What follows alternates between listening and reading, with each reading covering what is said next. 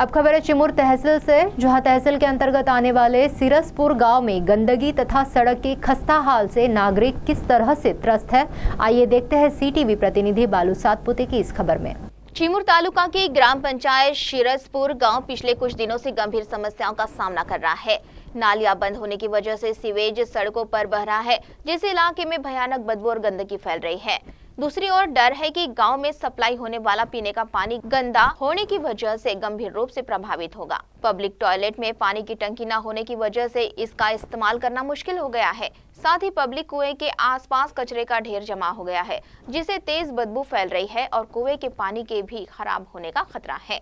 गाँव की सड़कें बहुत खराब हालत में है, इसीलिए स्टूडेंट्स के लिए स्कूल बस सर्विस बंद करने का समय आ गया है। इससे पेरेंट्स और स्टूडेंट्स में चिंता बढ़ गई है।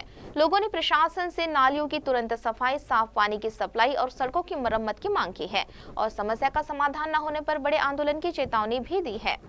पाणी ते टाकीच्या खाल्या पूर्ण साचून राहते, त्याच्यामुळे ते पाणी बरोबर प्यायला पिण्याच्या योग्य नाही राहत आणि पाणी टाकी ते बरोबर महिना 2 महिन्याच्या का अवधीमध्ये धुत नाही आणि आता हा रस्ता पूर्ण त्यांचा खराब झालेला आहे। तो एक चंद्रचा रोड पर्यंत आला। मी मौजा सिरसपुर येथील एक नागरिक आहे। नागरिक आहे या नात्यानं असं झालं की इथल्या ग्रामपंचायतचे ग्रामसेवक आणि पदाधिकारी यांनी गावामध्ये एवढी अस्वच्छता करून ठेवली आहे की मानवी शरीरास इजा पोहोचेल आणि त्याचं आरोग्य धोक्यात येईल अशा पद्धतीने याचं काम आहे। ठिकाणी घाण करून ठेवली आहे। आमसभेत प्रश्न जरी केला तरी त्याला केराची टोपली दाखवली गेली आहे आणि सांगतात की आमच्याजवळ फंडच नाही, पण 15वा वित्त आयोग 14वा वित्त आयोगातला पैसा हा कुठे गेला याचा हिशोबच नाही। स्वच्छतागृहाची निर्मिती झाली, त्याच्यावरती ना सिंटेक्स टँक आहे, ना नळ योजना आहे, ना त्याला दार आहेत।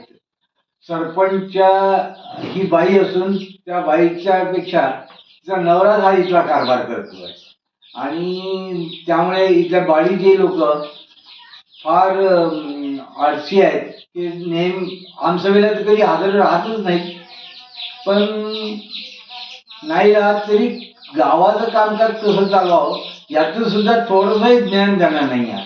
फक्त आम्हाला कमिशन कसं मिळेल, नळ योजना आहे, नळ योजनेच्या पाण्याची जी टाकी आहे 1 वर्षापासून ती धुतल्याच गेली नाही आहे।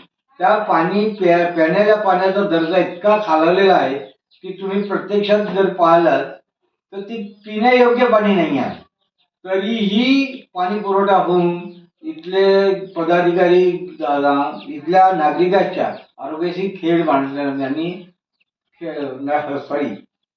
इथल्या नागरिकांच्या आरोग्याशी इथल्या सगळ्या ग्रामपंचायत पदाधिकारी आणि इथले जे ग्रामसेवक आहेत उंदरीवाळे यांनी स्वतः या सगळ्या बाबीकडे लक्ष न देता जाणीवपूर्वक इथल्या लोकांना त्रास देण्याच्या दृष्टिकोनातून हे मनमानीपणे आपला कारभार करीत आहेत।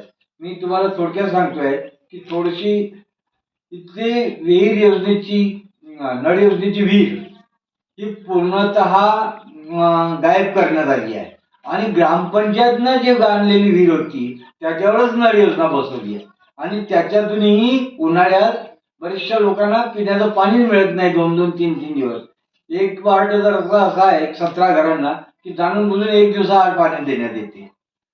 तक्रार केली तर ते म्हणतात विहिरीला पाणी नाही, पण तुमच्या नळ योजनेची विहीरच गायब आहे की जेव्हा या गावाला एक नाला लागून आहे, नाल्यात पाण्याचा स्रोत असूनही सुद्धा या जाणूनपूर्वक विहीर गायब केली आहे आणि नळ योजना ग्रामपंचायतच्या विहिरीवर बसवली आहे। ना स्वच्छ स्विच रूम आहे, ना टाकी जड आहे, पाईपलाईन जागोजागी फुटली, इतकी घाण आहे की घाण पाण्यातून पाईपलाईन जाते आणि ते पूर्ण गावाला पाणी पुरवठा करण्यात येते। तरी शासनानं माझ्या या माध्यमातून शासनाने याची योग्य चौकशी करावी आणि इथल्या नागरिकांना न्याय द्यावा हीच एवढी विनंती आहे। सीटीवी के लिए प्रतिनिधि बालू सातपुते की रिपोर्ट।